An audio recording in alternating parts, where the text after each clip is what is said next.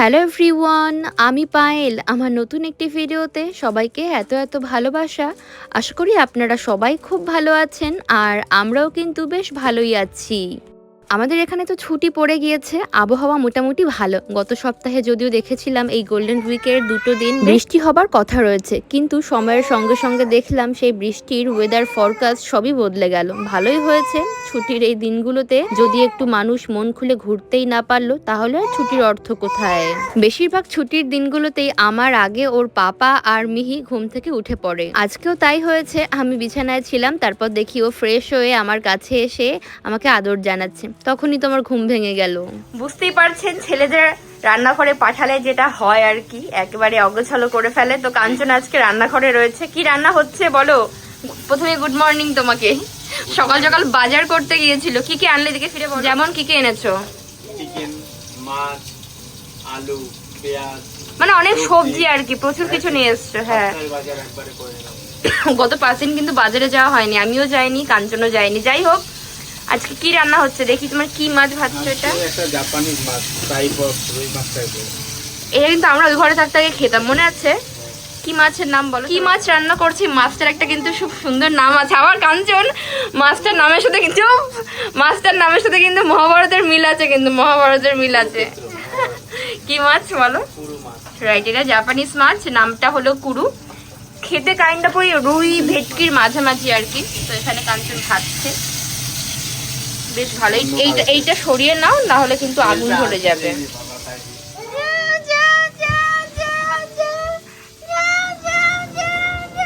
Chicken খাচ্ছে, chicken খাচ্ছে, chicken. কি হয়েছে সোনা? পাপা ওখানে কি করছে? পাপা পুকুরি, তুমি বাবাকে একটু হেল্প করবে? মা তো হেল্প করছে না, তুমি করবে? বল, মা যে প্রতিদিন কাজকর্মগুলো করে দেয় সেগুলো কোনো প্রতিদান দেও না তুমি। চলো আমি আর তুমি রান্না করি, আসো। কোনো প্রতিদান দিস না তোরা। তুই তো দুধটা খেয়ে ঘুমিয়ে পড়িস, আর তোর বাবা ভাত খেয়ে ঘুমিয়ে পড়ে।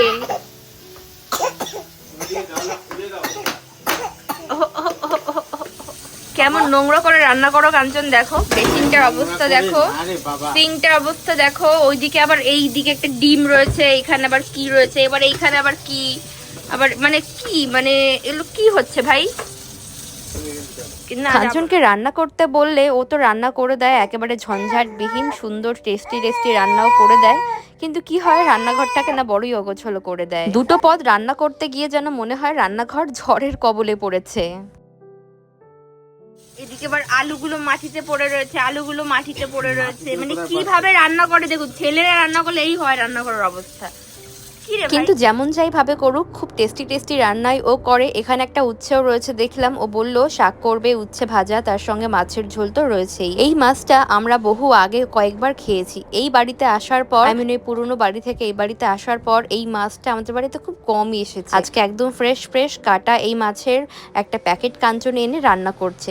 গন্ধটা তো খুব সুন্দর বেরিয়েছে, আর খেতেও হয় এই মাছটা দুর্দান্ত। আমি বললাম কাঞ্চন, যেহেতু শাক রয়েছে, মাছের ঝোল তো আছেই, তাই উচ্ছে ভাজাটা আজকে বাদ দাও। রান্না বান্না করতে কেমন লাগছে? এতদিন পরে বলছো কি? তাছাড়া কি, ওই এই ক্যামেরার সামনে মিথ্যা কথা বলো না কাঞ্চন। সবাই কিন্তু ব্লগ দেখে, সবাই জানে, শুধু খেতে জানো। এখন থেকে তুমি রান্না করবে, আমি কোনো প্রশংসা করবো না, দেখবো কেমন লাগে। তুমি তো কখনো প্রশংসা করো না রান্নার। হ্যাঁ, সত্যিই তাই। একদম সোনালি সোনালি আঁশওয়ালা এই মাছগুলো, বেশ বড় আর সামুদ্রিক মাছ, তাই বুঝতেই পারছেন খুবই ফ্রেশ। তাই মাছ রান্নাতে খুব একটা বেশি মশলার দেওয়ার প্রয়োজন হয় না। জিরে গুঁড়োটা কাঞ্চন স্কিপ করেছে, লঙ্কা গুঁড়ো, হলুদ গুঁড়ো, ভেজে রাখা আলু, তারপর কয়েক কিউব টমেটো আর একটু আদা বাটা দিয়ে মশলাটা কষিয়ে তারপর এর মধ্যে ভেজে রাখা মাছগুলো অ্যাড করবে। মাছ রান্না করার সময় কাঞ্চন সবসময় প্রেফার করে এরকম আলু আর টমেটো দিয়ে পাতলা ঝোল, সেটা খেতে খুব ভালো হয়। আসলে ওদের বাড়িতে না এরকম রান্নার চলটা খুব বেশি। আমার আবার নানা রকম সবজি, মাছের শুধু ঝাল, সর্ষে পোস্ত দিয়ে ওইগুলো খেতে বেশি ভালো লাগে, এটাও মন্দ নয়। তো যাই হোক, এদিকে দেখলাম আলু আর টমেটো সুন্দর মতো মশলার সাথে কষিয়ে নেওয়ার পর ভাজা মাছগুলো কাঞ্চন একবারে দিয়ে দিল। যেহেতু সবকিছু ভাজা ভাজা রয়েছে, তাই এক্সট্রা করে আর অনেকটা জল দিয়ে ফোটানোর ব্যাপার নেই। যাই হোক, মাছগুলো দিয়ে দেওয়ার পর পরিমাণ মতো কাঞ্চন এবার ঝোলের জন্য দিল ঈষৎ উষ্ণ গরম জল। এবার এটাকে মিডিয়াম টু লো হিটে ওই তো 3-4 মিনিট মতো ফুটিয়ে নিলেই রেডি মাছের ঝোল। বলছি যে আজকে আর কি কি রান্না হবে মাছের ঝোলের সাথে? আর কি আজকে হবে? মাছের ঝোল, আচ্ছা, পালং শাক, আচ্ছা, আর হচ্ছে কি এখন কি পর্যায়ে আছে মাছের ঝোল? মাছের ঝোলটা আর বেশি সময় লাগে, 10 মিনিট হলে কমপ্লিট হয়ে যাবে। আর আজকে আমরা বিকালে একটু ঘুরতে যাবো না বাইরে? সে তো একটা মিউজিক্যাল নাইট আছে একটা, সেখানে যাব ছোট্ট করে একটা টাইমে, যে আমরা ওখানে স্পেন্ড করে আসবো। কালকে আবার পার্টি। কালকে আমাদের বন্ধুরা বাড়িতে আসবে। ইয়ে, হাই ফাইভ, হাই ফাইভ। হাওয়াটা একবার জাস্ট দেখুন, ওখানে চলে গিয়েছে আর এগুলো এখানে এরকম করছে। ই বাবা, কি অবস্থা কাঞ্চন! এ সোনা বেও করে ধরো। আরে ধরো, এগুলোকে ধরো কাঞ্চন।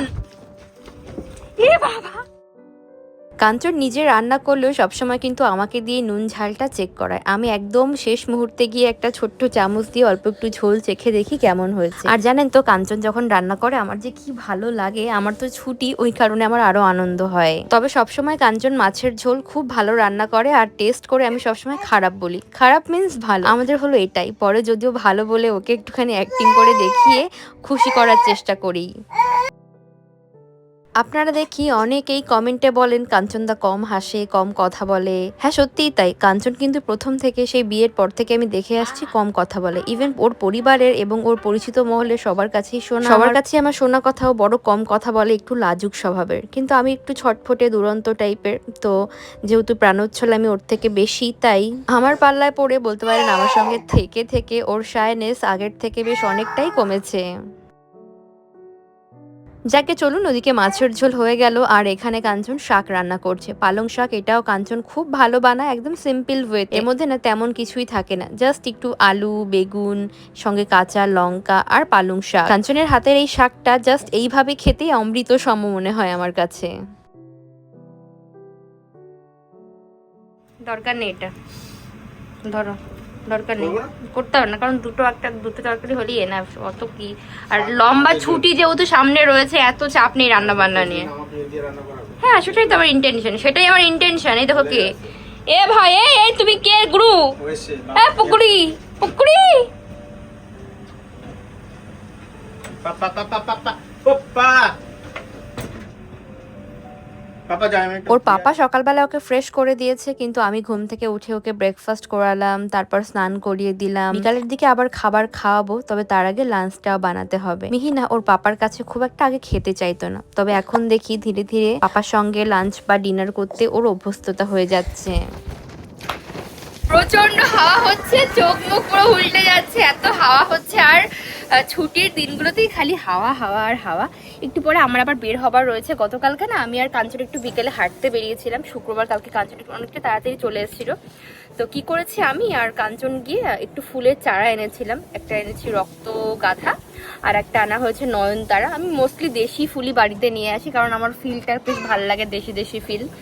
যতই বিদেশে থাকি না কেন, দেশের মাটি, দেশের গন্ধ, এগুলো তো ত্যাগ করা সম্ভব নয়।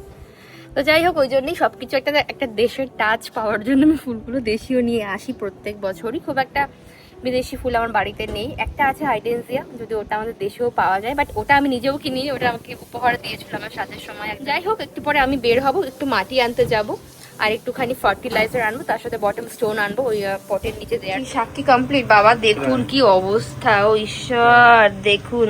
এই চুপ করো তো। কি চুপ করবো কেন ভাই? আমার লোকজন তো আমার রান্নাও দেখে, এরকম নোংরা কখনো থাকে না ভাই। এরকম শাকটা নেড়ে দেখাও দেখি, আগে থাকে খেলে টেস্ট আর পাওয়া যায় না পরের দিকে। এইভাবে শাকটা খুব ভালো হয়, কিছুই এর মধ্যে থাকে না তো মশলা হিসাবে, ওই জন্য শাকের পুরো রিয়েল টেস্টটা এনহ্যান্স করে, আর সেটা খেতে খুব ভালো হয়। জাস্ট একটু আলু বেগুন রয়েছে, আলুটাকে এক্সট্রা হয়ে গেছিল বলে দিয়ে দিলে নাকি? সচরাচর তুমি তো আলু দাও না এটার মধ্যে, ওই জন্য জিজ্ঞাসা করলাম। চলে আসো। ওহো, কাঞ্চন আজকে ভাতও বেড়ে দিচ্ছে আমাকে, আর হচ্ছে আমাকে, তুমি একটা কাজ করো, আমাকে দলা পেকে মাখিয়ে খাইয়ে দাও, তাহলে ষোলকলা পূর্ণ। আচ্ছা, আপনাদের মধ্যে কজন আছেন কমেন্ট করে জানান দেখিনি, যে আপনারা কারা আমাদের মতন, বা আপনাদের মতন আমরা বাড়িতে স্যালাড হিসাবে শসা পেঁয়াজ এগুলো থাকার পরেও কাটার কুড়িমিতে খাওয়া হয় না। দিনের পর দিন ওই যেমন লেবু, পাতি লেবুর সঙ্গে পেঁয়াজ শসা এগুলো না নিজেই পচতে থাকে। তবে আজকে যেহেতু ছুটির দুপুরে গরম গরম ভাতের সাথে এমন সুন্দর মাছের ঝোল রয়েছে, তাই লেবু না হলেই নয়। 2 টুকরো মতো লেবু কাঞ্চন কেটে এনে রেখেছে, পাতে দিয়ে আমরা এখন খাচ্ছি। সত্যি আজকে কাঞ্চনের রান্না খুব টেস্টি হয়েছে। আমাদের তো খাওয়া দাওয়া শেষ, আমরা কিছুক্ষণ পরেই বাইরে যাব, তবে তার আগে মিহিকে পরিষ্কার করে দিয়ে লাঞ্চটাও সারিয়ে নিলাম।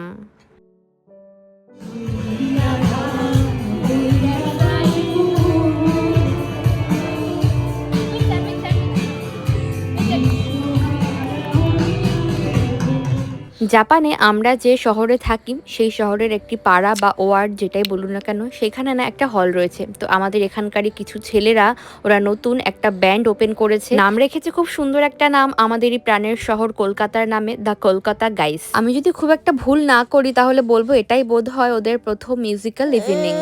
সবাই প্রচুর ট্যালেন্টেড, নাচে গানে হই হুল্লোড়ে আজকে সন্ধ্যা একেবারে জমে উঠেছে।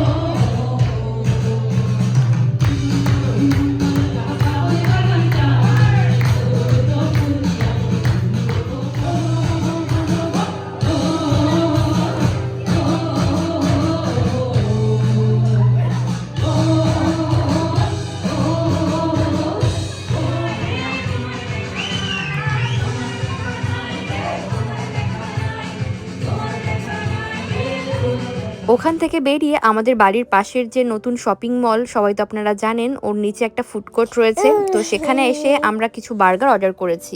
যাই হোক, চলুন খাবারটা খেতে খেতে আজকে সন্ধ্যাটা আমরা এখানেই শেষ করছি। আপনাদের সবার সঙ্গে দেখা হচ্ছে পরবর্তী নতুন ভিডিওতে। সবাই খুব ভালো থাকবেন, সুস্থ থাকবেন, টাটা, বাই বাই।